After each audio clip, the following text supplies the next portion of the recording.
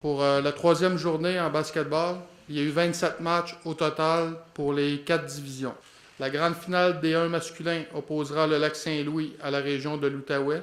Et chez les filles, Richelieu-Yamaska affrontera le Lac-Saint-Louis qui sera évidemment présent là, dans les deux catégories. Donc, c'était le bilan pour la troisième journée en basketball. Aujourd'hui, c'était les courses, donc l'épreuve traditionnelle qu'on a en BMX. Les finales ont été très serrées. Surprise dans une certaine partie, il y a 4 athlètes, filles et 4 garçons qui se rendaient dans les finales. Sur les 8 places qu'il y avait seulement 3 régions de représentées dans les finales. Et l'une de ces régions, toutes ces athlètes s'étaient qualifiés pour les finales et c'est la région des Laurentides. Donc, les 4 athlètes des Laurentides étaient qualifiés dans les 8 places pour les finales. Au final, chez les filles, la Rive-Sud, les Laurentides a terminé en 3e position avec Lily Mondarvé. En 2e position, Elliott Côté de la Rive-Sud et en première position, Alexandrine Trottier des Laurentides. Donc, elle a remporté autant la médaille d'or au contre-la-montre qu'au niveau de la course.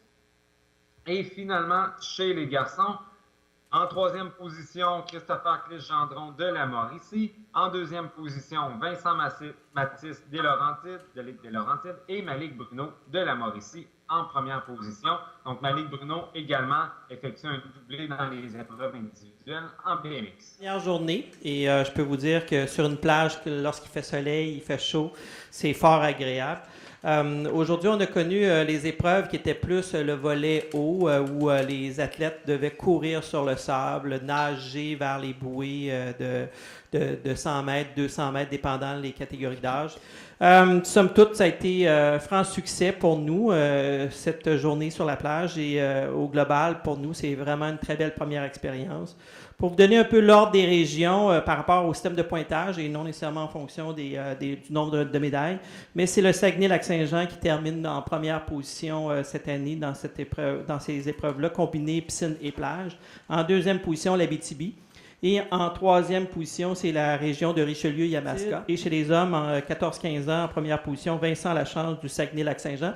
Dans le cas de Vincent, ce que je peux vous dire, c'était son 2e bloc parce qu'il a participé au volet natation dans le premier bloc. Fait que pour lui, c'est une très belle semaine qu'il a passée ici dans votre magnifique région. Alors, au plaisir de pouvoir vous revoir dans des prochains Jeux. Merci. Alors, du côté du triathlon aujourd'hui, 2e journée et dernière journée. Il a fait beau, en effet, comme tu as dit tantôt. Donc, nous, en triathlon, quand il fait beau, on se déshydrate aussi. Donc, important de boire. On est un petit peu déshydraté, on prend des coups de soleil, mais c'est bien. Donc le classement final pour les U15, premier Centre du Québec, qui ont fait les 3 médailles d'or, si on veut, autant en individuel avec hier et aujourd'hui au relais. 2e position, les Laurentides. Et en 3e, Sud-Ouest, qui a fait aussi une excellente course. Donc, ça a été des excellents Jeux du Québec. On est très contents, les athlètes aussi. L'organisation était superbe, beau temps pour le triathlon, on était contents et on est hâte de vous voir dans 2 ans. Aujourd'hui, c'était la dernière journée de compétition en volleyball de plage. On était à la phase éliminatoire. Donc, on me confirme que l'Outaouais a remporté chez les filles. Puis, en fond, je voulais vous dire que l'Abitibi-Témiscamingue, c'est vraiment une région qui se démarque en volleyball de plage. Cette région-là avait effectué un doublé de médailles en 2012 à Shawinigan, puis ils vont encore effectuer un doublé. Donc, ils ont déjà une médaille d'argent. Puis là, on va voir si les garçons vont remporter l'or ou l'argent. Donc, nous, tout s'est bien déroulé, il a fait beau, on a eu un beau tournoi, des super belles installations, tout le monde est content. Alors, ça me fait plaisir, comme au premier bloc, de dévoiler les gagnants du prix Esprit sportif. Je vous rappelle que c'est un programme soutenu par le gouvernement du Québec qui fait en sorte que les gens font une réflexion et voient s'ils maîtrisent bien les données de l'Esprit sportif. C'était un concours en ligne.